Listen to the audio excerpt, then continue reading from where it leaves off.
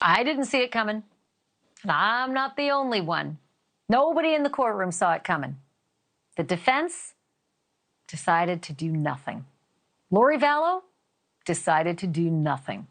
Not going to call a witness, not going to put on a case. Not that I haven't seen it before. I've seen it before. It just seems so lazy. But the truth is, her lawyers believe the state, after all these weeks, just didn't make the case. So there's nothing they have to say. Burden's on them, not on me. That's effectively what they're saying. But that was a big surprise to everyone, especially Lauren Matthias, co-host of the Hidden True Crime podcast. She was sitting in the courtroom when that happened. Was it like that moment where you could hear a pin drop and a gasp and a Perry Mason thing? Or, I mean, how many more days did we think, we'd be in that courtroom getting evidence? I thought that we'd be there at least until Friday, hearing what the defense was going to say. I think everyone did. We all turned to each other and said, what? Really? We even thought that maybe Lori would be taking the stand herself this afternoon. Rumors were flying about that. In fact, even in the Woodcocks were concerned about that today, that might happen. And so to hear that all of a sudden, after we hear this big news that, the state rests, to hear that the defense rests too, yes, you could hear a pin drop. Yeah. Well, listen, they better have like a Johnny Cochran moment for closings, right? Because there's a lot of stuff they need to tamp down that made that lady look like the most despicable mother ever to walk the planet, other than maybe, what people said about Casey Anthony. Okay, so what was interesting about today, however, I have to say, Lauren, and maybe you will disagree, I don't know, is that the texts that they went over all day today seemed to really just bring the conspiracy together, like foment that Alex and Lori and Chad were busy little beavers texting like mad all around the times of all the murders that they're charged with.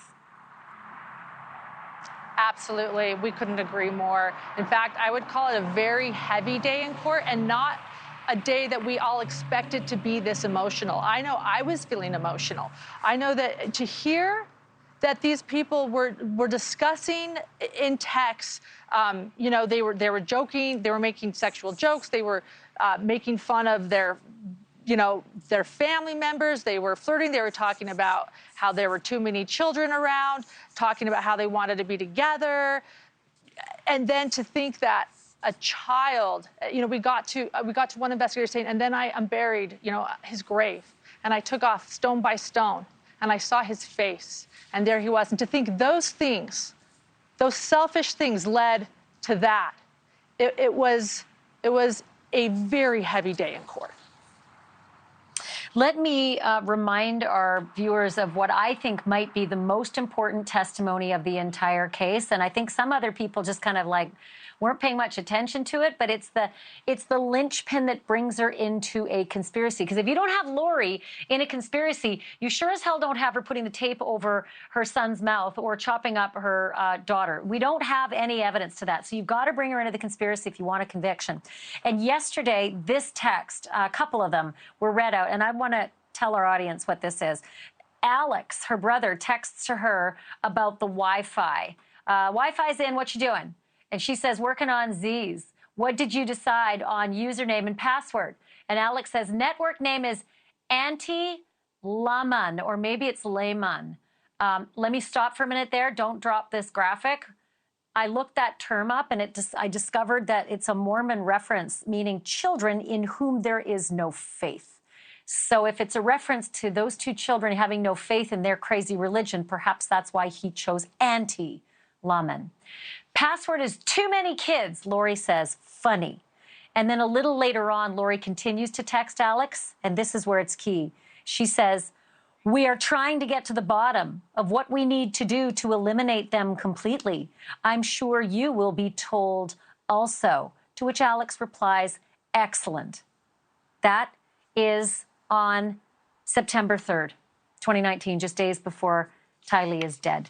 On August 10th, Lori says, do you think there's a perfectly orchestrated plan to take the children? She's writing to Chad. And we just have to wait for it to be carried out. I feel lost, like I should be doing something to help. Chad says, there is a plan being orchestrated for the children. I was shown last night how it fit together, but it has been taken from my mind, of course. You know, these are the kinds of things, Lauren, that don't sit well. I mean, that sounds like perfectly orchestrated plan. And, you know, Alex, you'll find out soon enough how we're going to eliminate them. To me, that's Lori planning to eliminate her kids. And I'm not sure if it felt that way in the courtroom. It did feel that way in the courtroom. They even pointed out, they asked investigators, did you ever see a text? You know, because I'm sure we're not seeing every text that they shared with one another during this month-long affair. But did you ever see a text where Lori thought, no, let's not call my children dark, or let's not eliminate the children? No, not once. She never disagreed, never argued. She did with some religious leaders. She said, no, Chad, I think they might be light. But when it came to her children, no, what's the plan to eliminate them? Thank you for watching. Go to newsnationnow.com to find NewsNation on your television provider. And don't forget to click the red subscribe button below to get more of NewsNation's fact-driven, unbiased coverage.